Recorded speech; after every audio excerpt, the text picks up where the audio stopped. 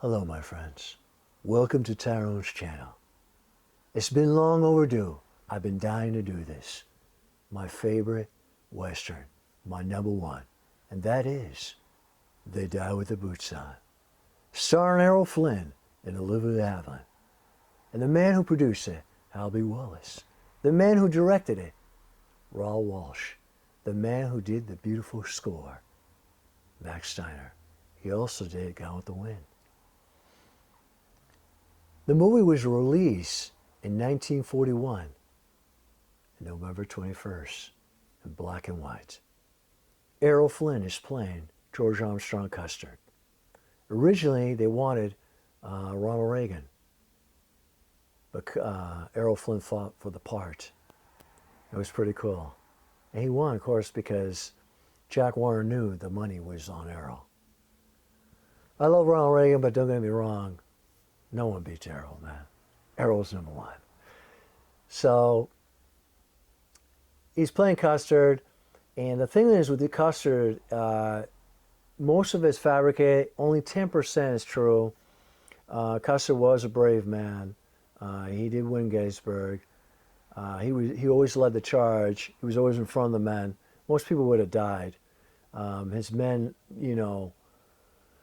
loved him for it, So, and real quick, Custer's big mistake was against the Native Americans. He disrespected them. So that's all I have to say about that part. But Custer was a hero in the Civil War. So, your heroes make mistakes. Remember that. We all do. So the cool thing is, Errol and Olivia Havilland get a chance to do this movie together, and they brought something great in this Western. It's a masterpiece. They brought a lot of love into it, and you could see it on the screen. The screenplay is really good too, and the lines they have for each other, you could tell they really love each other. It's too bad they weren't married in real life. I think Errol would have been better off with Olivia Havilland, to be honest with you. But it didn't happen, They were close. But Olivia didn't felt that way all the way through, She started to decline right after she did Gone with the Wind. Her ego was getting too big. She felt like when she did Errol Flynn movies that they were meaningless, that she was too good for it. She was telling Jack Warner, She didn't tell Errol that, But I'm really glad that she did this movie. And what's sad is she ends up seeing this movie in the 60s. It was like a premiere in a way, but because they like to show the old movies back then. And she went with Betty Davis. She couldn't see this movie all the way through. She left the last scene they're in this movie, and she ran out sobbing and crying. Pretty fun, pretty crazy, but I say it's pretty funny, but it is in a way because Errol dies in 1959. She sees this around 64 or something, and all of a sudden she's starting to love Errol Flynn more after he dies. Isn't that funny? That's how the dames are. That's how the ladies are. Remember that, boys. When we die, that's when they love you. So she ends up doing all the good things, but she brought something really good in this movie. And no one will ever match these two together. These two are the best together. No one will be better than them. I don't care. The second team will be good, would be, in my opinion, would be John Wayne and Mira O'Hara. I love that team too. But Errol and Olivia Havilland are number one. See, Errol, like I said, he was dying to do this. He was thrilled to do this. You could see the performance in him in this, and also that there's no one better than Errol Flynn, because he could do 3 phases. John Wayne only could do 2 phases. John Wayne could do westerns and war movies. Errol Flynn could do swashbuckling movies. Errol Flynn could do war movies. Errol Flynn could do westerns. And it's funny? Errol Flynn also could do light comedy and also love movies.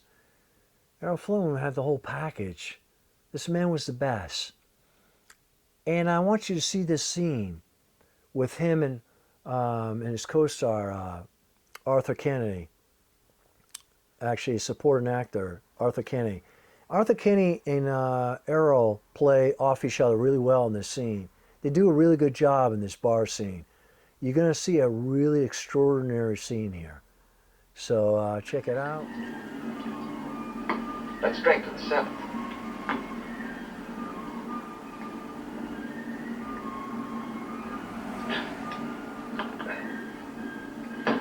Let's drink to him again. Last time I drank it in water, remember? Wait a minute, you. Drink it.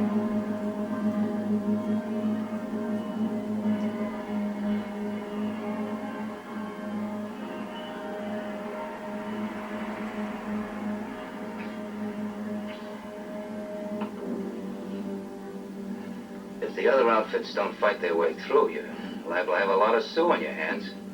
Oh, yes. Yes, quite a lot of sue, sure. But the greater the odds, the greater the glory. Come on, Chop. Let's drink to glory.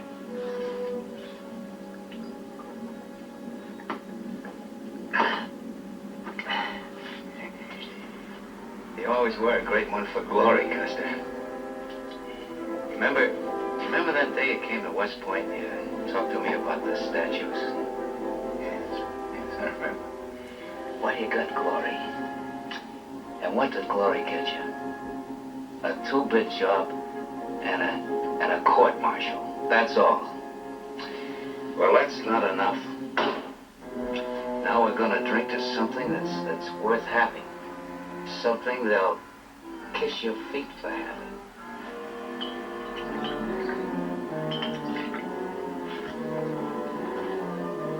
Here's to money. And long may she jingle.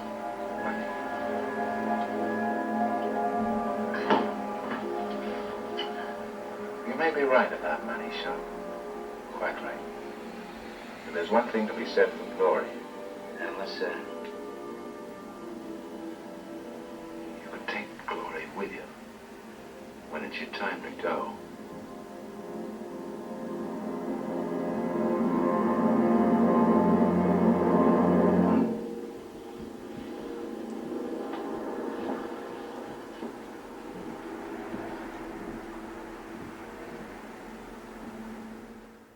Well, I hope you enjoy that scene, that bar scene. Pretty cool, wasn't it? You know, at all his movies, Errol Flynn should at least got a nomination, a Academy Award nomination for this movie, this Western. He did a great job. And I hope you check this out. This movie is, you're going to enjoy it, believe me. And you know, when I was younger, I say around 8 or 7 years old, I used to watch this with my father and my mother and Randy and Vicky.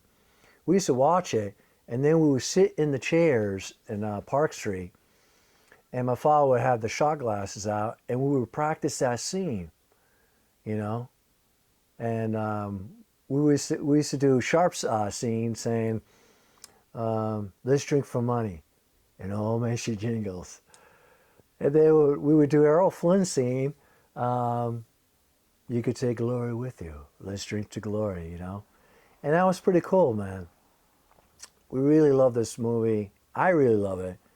And it always gave me great times and thrills with this Western. It's my favorite one, man. Errol, man, he was the best. And maybe, just maybe, I'll make you into an Errol Flynn fan. Yeah, man. I'll see you guys in the next video. God bless.